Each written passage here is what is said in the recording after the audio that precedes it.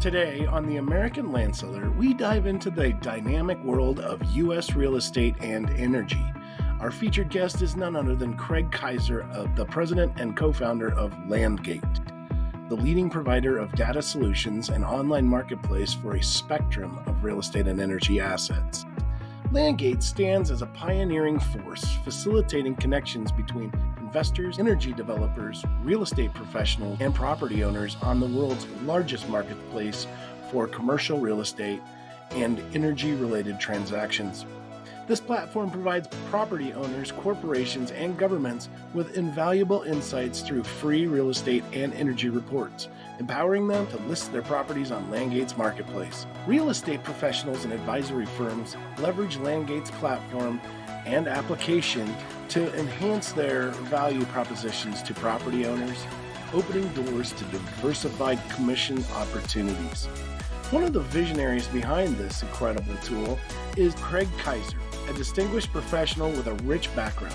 Formerly the owner and chairman of Kamara Kaiser Mining Company, a nonprofit West African precious minerals mining organization, Craig brings a wealth of experience to the table. With a career spanning various roles in energy companies such as Anadarko Petroleum, Newfield Exploration, and Lion Mountain Mining Company, Craig's areas of focus range from greenfield exploration to full-scale project development. Beyond his professional accomplishments, Craig and his wife, Elizabeth, are blessed with 4 beautiful little girls. Join us as we unravel the insights, expertise, and transformative initiatives with Craig Kaiser, president and co-founder of LandGate, on this enlightening episode of the American Land Seller podcast. As always, we hope you take something away from this episode. Welcome to the American Land Seller podcast with your host, Kobe Rickertson. Kobe is an accredited land consultant and multi-state land broker with American Legacy Land Company. Join us each week as we explore all things land. We bring you fresh insights and expert guests on sales, marketing, regulations, economics, and so much more. Visit www.americanlandseller.com and find us on one of your favorite podcast platforms. Okay, Kobe and our special guests, let's get started. Welcome back to the American Land Seller. Today is a fun day. I am a data geek, and the guy that we have on today, Craig Kaiser from LandGate. He's the president and co-founder. Craig, welcome to the show. How's things where you're at today? Things are good. Yeah, thanks for having me on, Kobe. Things are really good, man. It's starting to warm up a little bit. The ice is melting. So yeah, things are looking up. Business is good. Business is busy. So everything's good. You guys you're out of Colorado, correct? Is that right?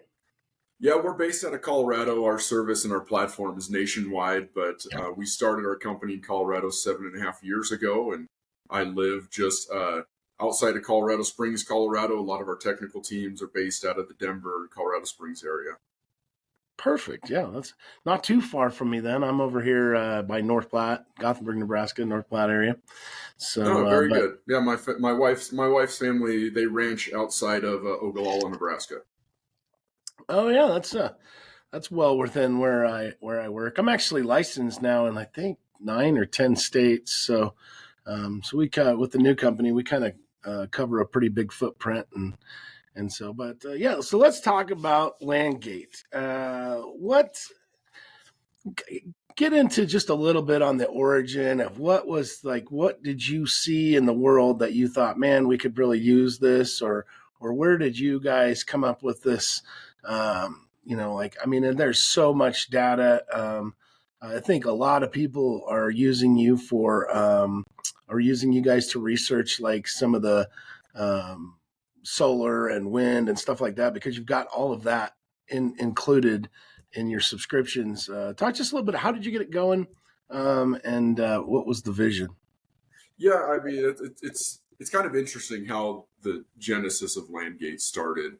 This is almost 8 years ago now. My business partner, Johan Hispa, and me put our heads together. We come from the energy side of the world, and we'd worked for very large private equity groups, publicly traded companies, and the goal for us on a technical side was understand everything you possibly could about a piece of property. And then whatever entity we were working for, or the entities that we owned at the time, were going out and trying to procure those sites, or at least lease those sites, potentially buy those sites. So we had an enormous amount of information and technical knowledge that most of the folks who owned the assets didn't have to begin with. So that was traditional energy, and it still is traditional energy in most cases, but it was different, Kobe, because everything dealt with subsurface minerals. So it didn't really affect the surface, and it didn't affect you and the folks listening that deal with surface land commissions, brokers, and agents. It was a different world. Right? So energy transactions were in a completely different world. So we started a company to help landowners understand, well, what are your minerals worth? How much, if you were to lease your property out to an oil and gas company or a mining company or whatever it was, what would your property be worth? So we essentially put our profession and an enormous amount of data out on a platform so that landowners could come learn about their property. We generated a marketplace for that, Kobe, where once they understood what was there, we're not brokers and we're not real estate agents at all. We created a marketplace so those landowners or that real estate professional could go ahead and list those properties for leasing or selling out on an open marketplace and get in front of those specialized type buyers. So that's how it started, Kobe, and it's transitioned. It's really grown because, as you know, it's not subsurface energy anymore. Everything's tied to the surface at this point. So now it's in your backyard. It's in your business, Kobe, of a solar farm or a wind farm or battery storage or carbon offsets. There's been this huge opening of potential revenues that are tied to surface properties that you deal with, that your landowners deal with, that still has the same problem. There's not a lot of data out there for a landowner or a land professional to understand, am I selling the farm down the road here because there's an enormous opportunity here that I just don't know about? Or am I getting ready to buy a piece of property that's severely overvalued because we think there's potential upside here, but we don't really know, we're kind of guessing. So we've expanded the platform significantly to include renewable energy sources, carbon credits, water, all of those things tied to the surface. And in a nutshell, that's what we are. We're an analytics platform, Kobe. We have a $10 a month subscription that people can subscribe to. Real estate agents subscribe to it. Landowners subscribe to it. And on top of that, it's a marketplace. So it's the world's largest marketplace for any type of natural resources. And we're expanding very quickly into land listings where, Keller Williams Land, every one of their land listings is up on the website. National Land Realty, every one of their land listings is up there to get access to all of this new data and help them in due diligence. So that's kind of what we are and what we do in a nutshell there, Kobe. Well, and when we're during the break, we're going to have to talk about how to get my listings on there. So there we go. There we go, man. Yeah. But okay, so what I think is really, really interesting too is, and I think that the value that you add to our business, like real estate agents' businesses, that we can actually add an extra level of understanding of the properties that we're listing without a huge cost. Like you mentioned, it's $10 a month, so that's right. $120 a year, and you get access to a bunch of data. Which is really, really reasonable with some, you wouldn't believe with some of the things that we pay to play with. So, but, I think it's energy, like let's put aside the politics of it, because depending on where you're at, some of this solar and wind and things like that aren't super popular for the residents where they're trying to put the windmills. Right. Certainly. And so, but how do you, if I understand it right, you guys also helped identify like, okay, this would be a good place for a wind farm, or this would be a good place for a solar field because it's close to transmission lines, substations. Yeah. So you're exactly right. So your point there, when it comes to keeping a piece of property together, like I told you, my wife's family, I don't come from a farming and ranching family. I come from a very rural area, but I grew up in an oil and gas family. But my wife's family, they still farm and ranch a lot of acres outside of Ogallala, Nebraska. The goal for them, and I think the goal for almost every agricultural owner out there, is have something for the kids to pass on to the kids and the grandkids. And, they want their grandkids riding fences with horses and things like that, the same way their grandpa did when they homesteaded it. And I think that's the goal of everything. For me, I'm not going to give you my own personal bias of whether, this certain type of energy is good and this one's bad. I think every form of energy, as cheap and reliable as possible, is probably the best thing we can do. That's as personal as I'll get there. But at the end of the day, whether you love solar or wind or you hate it, what we've seen is it's actually been a saving grace for a lot of these legacy farms and ranches that want to be passed down. Same way that oil and gas has been an enormous boon for, let's say, for instance, folks in Weld County, Colorado, having a tough time making the economics of farming work. But all of a sudden, here comes a natural gas well or an oil well. Great. Now they've become hobby farmers because they have an enormous amount of revenue.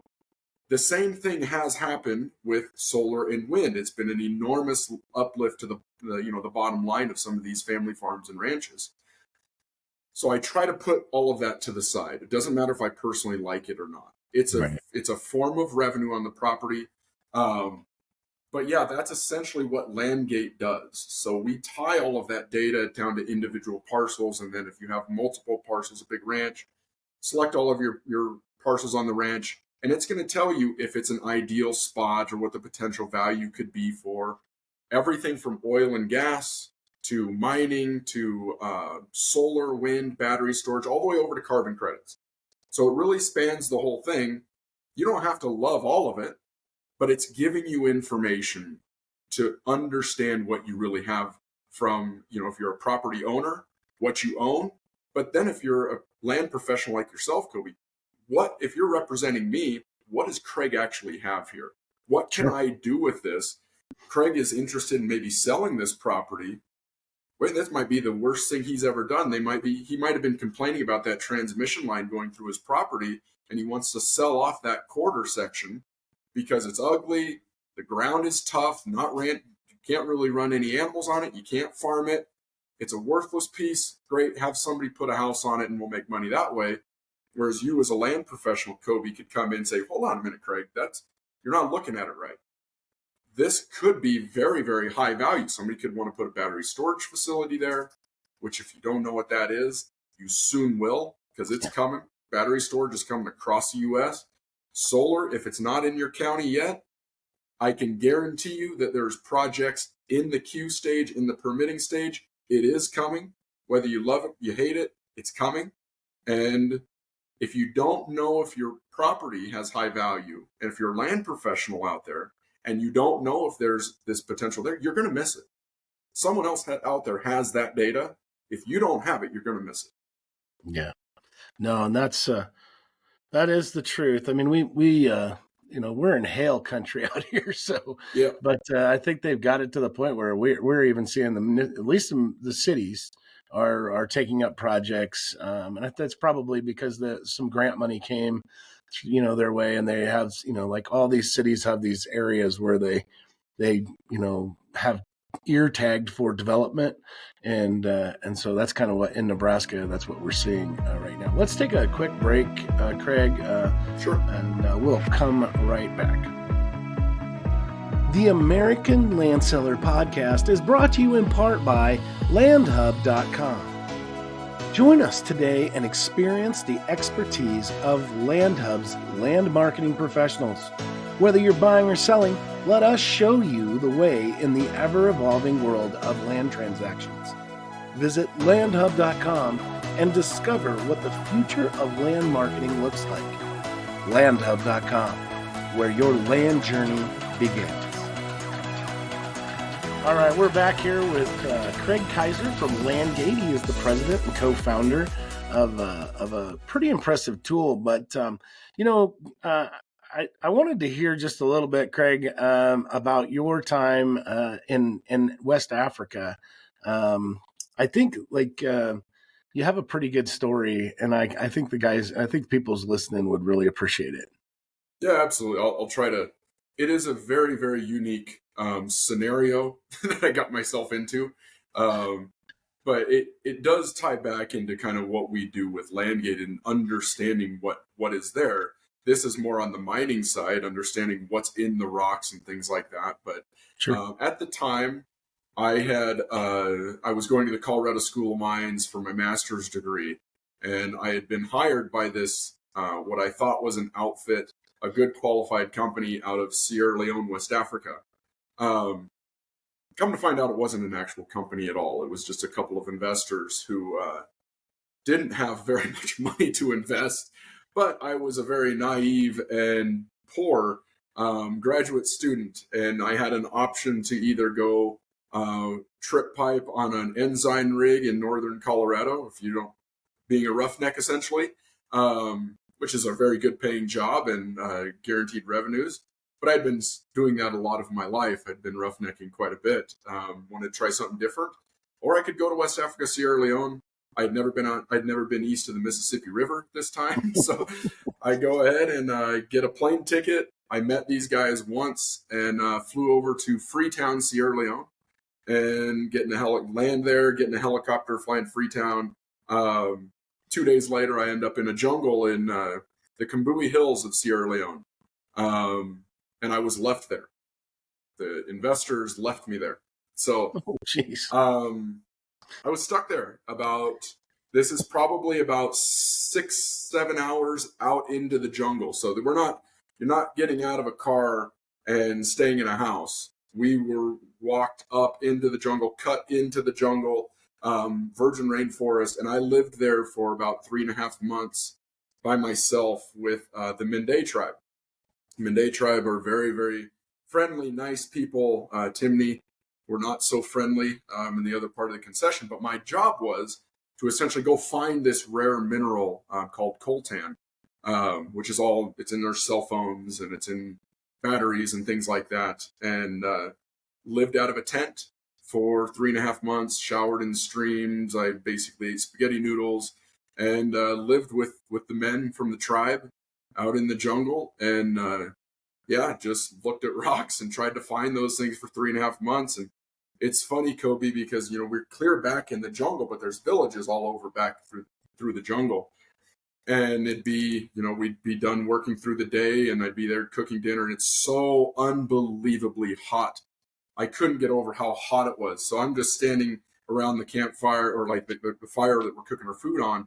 And I just got shorts on and as white as white can be. That's me.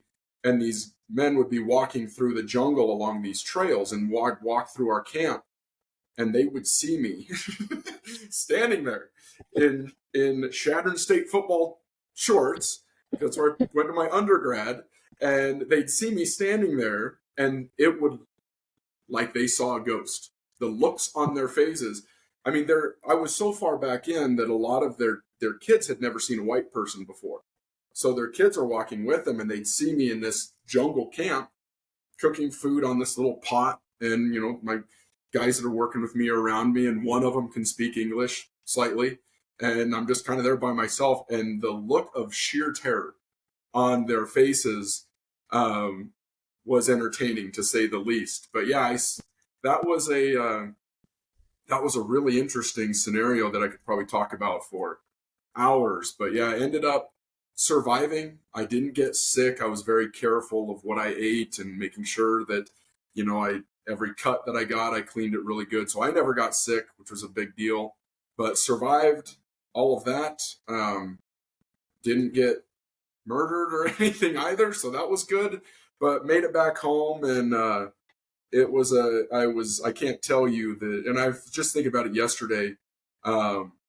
I had an iPod with me when I was there. It was very, very lonely. It was I didn't have anybody to talk to. Didn't have a phone, didn't have a car, didn't have money. I was just stuck there. But I had an iPhone, or not an iPhone, but an iPad. What's the iTunes thing? What are the very first ones that came out, Kobe? What were those called? iPod. There you go. Yeah. I had one of those. And I had Motley Crue's song, Home Sweet Home on there. And I would keep listening to it over and over because I just wanted to come home. I just wanted to be home. And I'll never forget, man, I got on that plane got on that, and I had to price. I stunk terribly. I mean, I lived in the rainforest for a long time. I got on that plane, man, and I put the headphones on as we're taxiing out, and I cranked Motley Crue, Mama, or Home Sweet Home. And as I'm taking off, the chorus starts playing like, it was awesome. And that feeling was crazy, but it immediately, it was the saddest moment of my life because those guys kept me alive for 3.5 months. And I had the opportunity to get out, to know that there's a place where, and I'm very passionate about energy because of this. I lived in a place where there is none, and the quality of life is horrible. And the things I saw were horrible from a human condition. It was the happiest, saddest moment of my life because I looked out the window and the plane's banking over, and I looked down and I saw a little village out in the middle of the jungle, just like I was living in. And there they are. They're cooking their food off of wood, and there's kids running around with no clothes on. The men don't have any clothes on. The women, there's nothing there. And the only thing they're eating there is rice that's being imported for 5 times the cost because they don't get to grow it in their own country. Everything's wrong there. And it was the saddest moment of my life because I realized they don't ever get to leave. That's how they live their entire life. And it was a really, really interesting feeling, but I am very passionate about what I do. And that's been part of why we have LandGate is farmers, ranchers, energy producers, the normal population takes for granted the resources we have in this amazing country that we call the United States, this experiment in humanity of the United States of America. And we don't know how great we have it here. I didn't know how great we had it here until I saw how 60, 70, 80% of the planet lives every day. Just me simply being able to stand in this office and be warm and have lights and have water that's clean and not have to worry about eating food. It's a very special thing that we have in the United States, and it comes from the heartland of America. It comes from energy producers. It comes from farmers and ranchers. And that's why I think so many landowners like working with us, is that they learn how to continually contribute to the United States, was a continual contribution to humanity, in my opinion. But yeah, I came back with a completely different view of life in general, what's important in life, things like that. But I am, again, very passionate about the topic of energy and food and resources. It's a very fragile thing, very fragile system that can be lost. People forget that. Yeah, I bet. And as you're telling the story and you're talking about, I think that would be like, if you could change one thing in the United States today to make it better, I think if you could instill a spirit of gratitude, for what we do have, I think that would be a huge step in the right direction to make things a little bit more palatable here. No, that's an incredible story. So I got to ask, did you find the mineral then? Yeah, it was. How you got out of there? Yeah, well, I had a countdown to when the investors tried to convince me to stay there. I'm like, I had a couple 4-letter words to say to them. I was not happy with them at all. Finally forced them to pay me going through Belgium. But no, I was very happy to come home, but we did find it. We did find the mineral. I mean, it was as far as geology and rocks go, it was an amazing place, man. I mean, we'd walk through, we'd find, precious quality diamonds all over the place. We'd find gold here and there. We'd find chromium. I mean, silver, you name it, we'd find it. But we were looking for coltan. Tantalum or niobium coltan is kind of the ore name. Very, very heavy. I mean, it's as far density, I think it's even more dense than lead. It's incredibly heavy. So we would pan stuff, and obviously it would sink to the bottom by the gravitation of things. You'd see those in the bottom of the pan after you're done panning. But we found it, and I actually got to work with the executive geologist for the world's largest tantalum mining company at the time. He flew over, and I got to spend about 10 days with him. And I'll never forget, he gets off the helicopter and he walks over to me. And he didn't believe the story. Like the investors like, hey man, we have a guy over there. It's like, what do you mean you have a guy over there? It's like, yeah, we hired this intern from the School of Mines. He's like, no way. So he gets off the helicopter, he walks up to me, he goes, mate, because he's from Perth, Western Australia. He goes, mate, I've been doing this for 30 years. I've never even heard of a scenario like this. And I'm like, well, dude, buckle up, because we're going to get in that Jeep. We're going to drive up there. Like, you're just getting off the helicopter. Like, say goodbye to energy for the next 10 days, because we're going up in there, man. And you're going to live the way I've been living the last 2.5 months.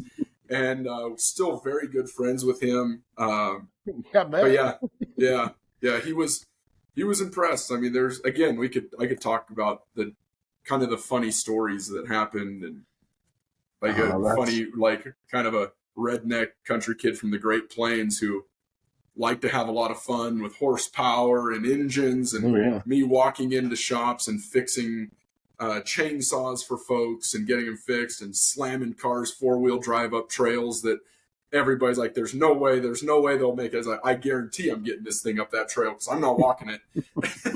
It was funny. They called me the white African because I could do a lot of things mechanically that they had never really seen white people do before, that was a proud moment for me. It sounds like that is definitely a crazy, interesting story, man. I can't imagine being in the middle. Like, just how did you have like a solar pack or something to keep your iPad or your iPod charged, or?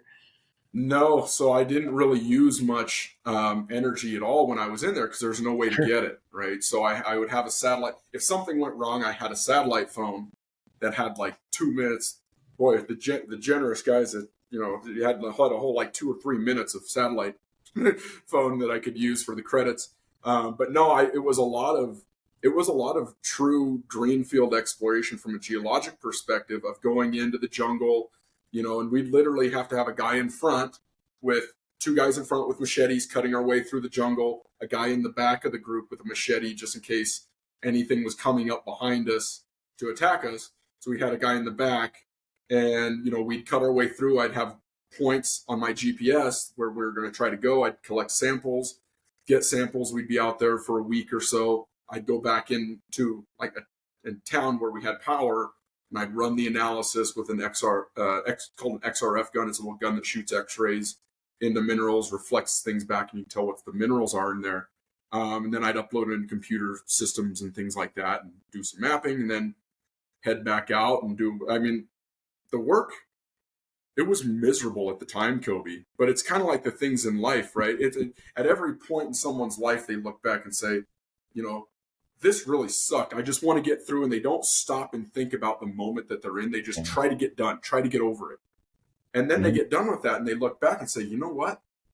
That was one of the best times of my life, and I didn't even realize it because I was trying to get through it so fast that all I was thinking about was how miserable it was. I'm hungry again because all I ate was a can of fruit today. And man, that really sucks. I didn't want to see that driving down the street type things. I missed all of the good stuff because I just focused on the negative. And I think maybe if there's anything positive that can come out of that story to people who hear it is, if you're listening to this recording in the United States of America, number one, be thankful for that you are. I don't care what scenario you're in. I don't care what might be going wrong in your life.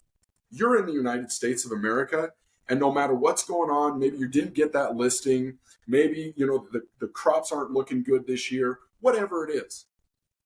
You're in the United States of America, and there are people that would do the most heinous, horrible things to switch places with you on your worst day in the United States of America for their best day where they come from. So we can all be thankful for that. And that's exactly what you said earlier is, have a little gratitude of this amazing place we live in.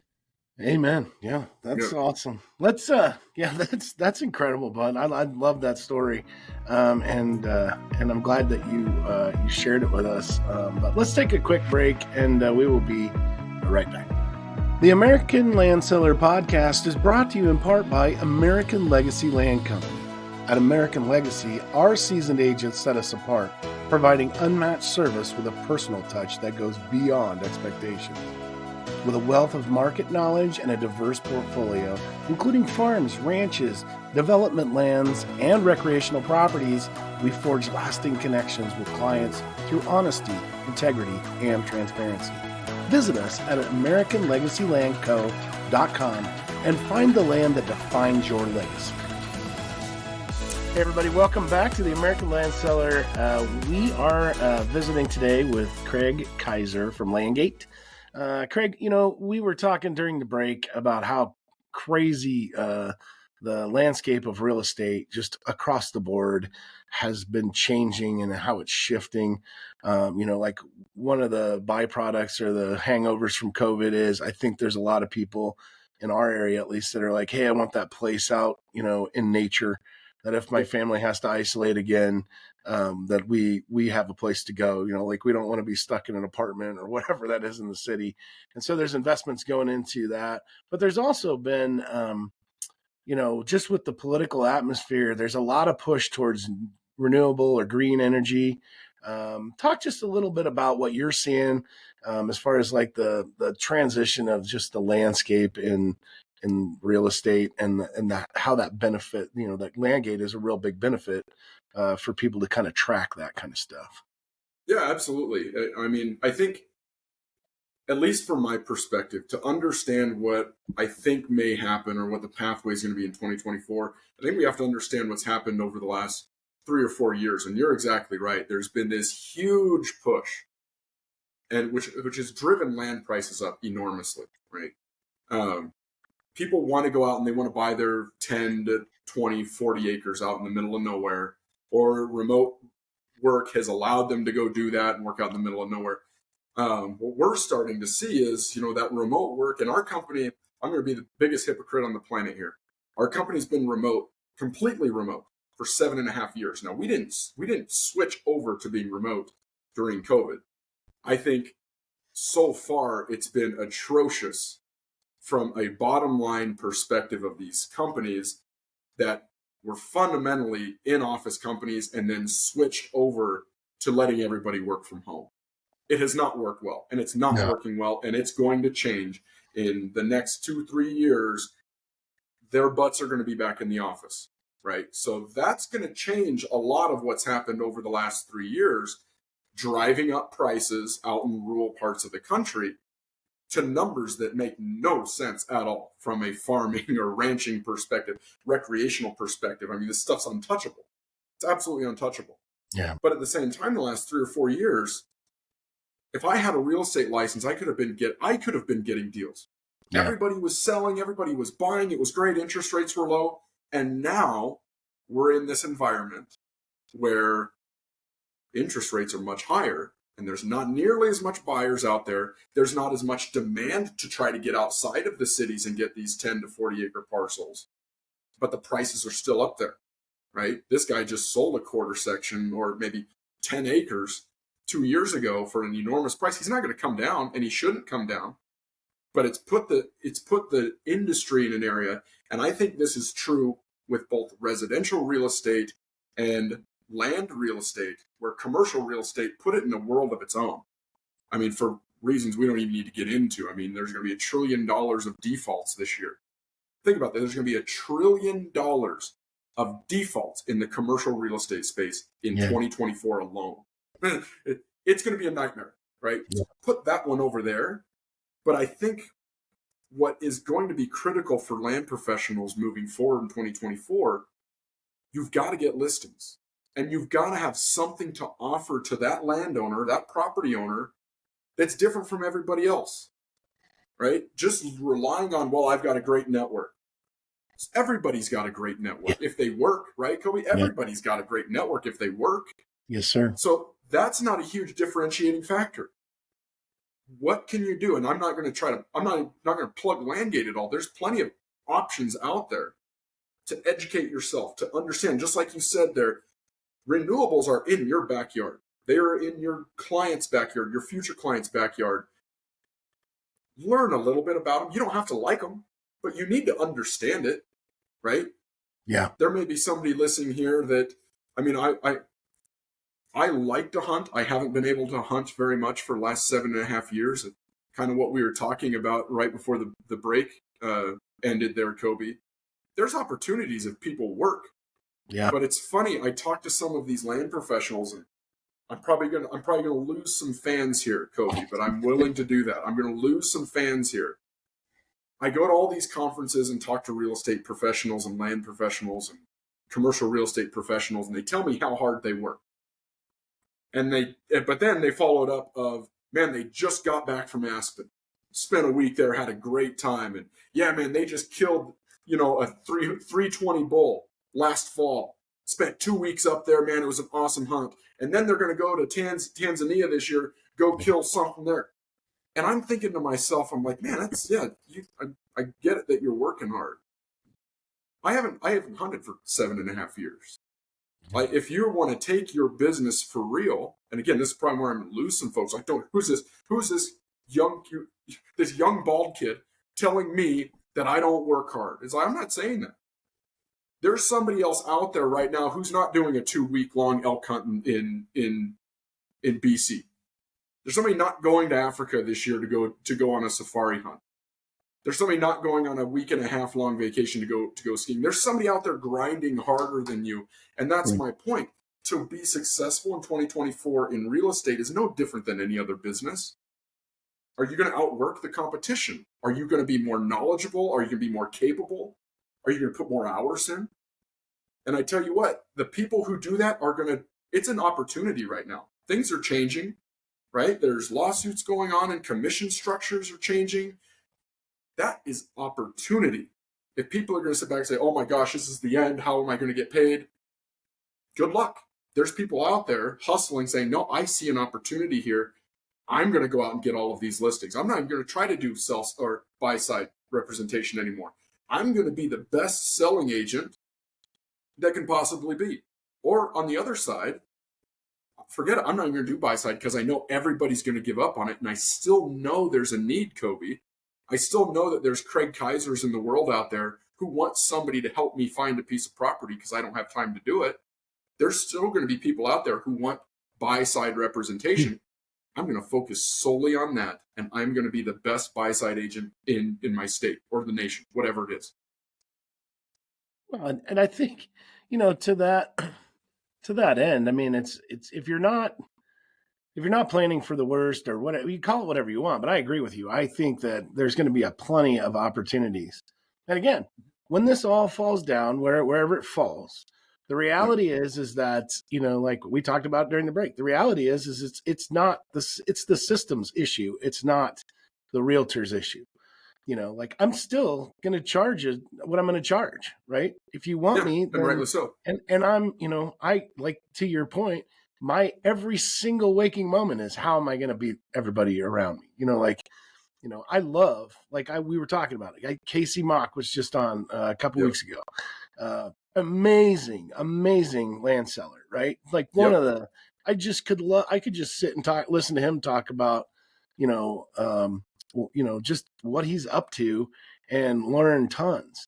But, and he's like, hey, jump, I'll give you the whole ship, because, just it makes the industry better and it makes his he wants to compete. So I'm totally with you. And again, what you guys are providing with LandGate, and again, I know you're being modest. You don't want to plug your, you want to be informative. But again, the reason why you're on here is because it's a great product. That's why I wanted to have you guys on. Yeah. And so, and so that, bringing it back to that is like, it is a tool that is unlike any other tool. Right. So, I got lots of tools that I have for valuations and things like that. But then we go over and we jump on your website and then we just ratchet it up another notch on here's more value, here's more value, here's more value. So, and if you're the only one, to your point, if I'm the only one in the area that's looking at things like wind farms and, and knowing that it's something that's out there, I'm researching county law and zoning. And so if somebody comes to me and says, hey, there's a wind farm coming in, I can say, bud, unless your county changes their zoning, there's no way you're getting one. you know, or you're right, this could be lucrative for you. You know, maybe we can put it out there, you know, on your site or something like that, and see if anybody's interested in properties. So. Yeah, and that's the and not to just pigeonhole what LandGate does is just renewable energy. It doesn't at all. I mean, the analytics that we run has been really interesting to a lot of folks in the commercial real estate space. You know, how close is the nearest producing oil and gas well? Is there an abandoned oil and gas well under the property? Is there a Superfund site right down this drainage to your property that you don't know about and that your well is sitting on top of? Like, the amount of information that's made available through LandGate, through that $10 a month subscription, it doesn't, there's nowhere else. I mean, you could do an amalgamation of probably 10 different services and have all of them on your phone like that, and you can do that, but we put them all into one.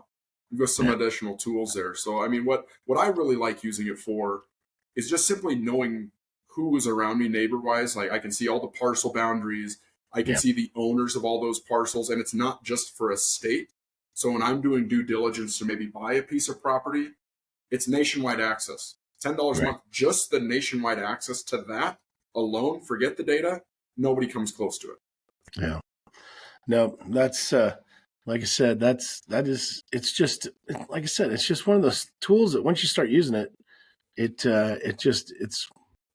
automatic. You just go to it, and again, like I appreciate, you know, as we wrap up here, you guys have been huge proponents for Realtors Land Institute. Absolutely. You know, and I think you're planning on being at the National Land Conference here coming up? And we'll be at the National Land Conference. The last 2 years, we've given kind of the final address there with the panel discussions right before the awards dinner.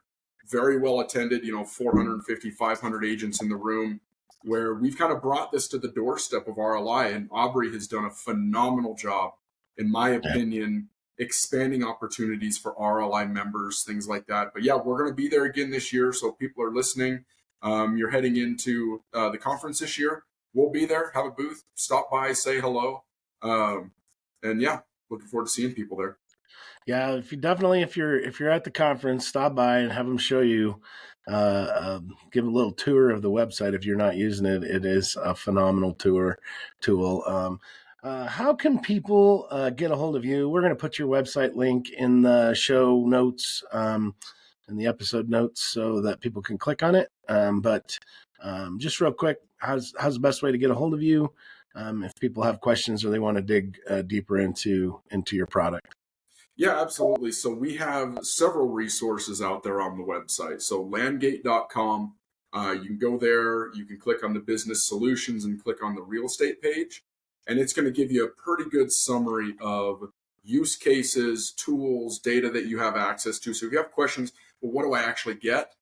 Head on in there, land on, landgate.com, business solutions, click on real estate, and I'll happy to send you that link as well, Kobe, so it sends them right there. Sure. Go through there. People can subscribe from there, or you can contact us. So if you need to get in contact us, you got any questions, enterprise subscriptions, whatever it is, whatever questions you might have, feel free to contact us through that page. And just let us know if there's anything that people need. Perfect. Well, Bud, it has been amazing listening to your story, about living in Africa, and also just the great information, great company you guys have, and I appreciate you taking the time today.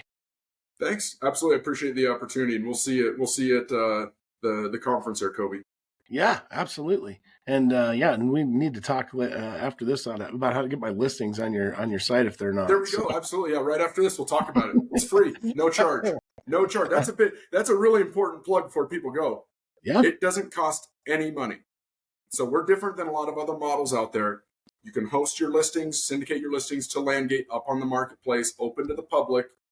It doesn't cost you anything. So that's a free service we offer. That is awesome.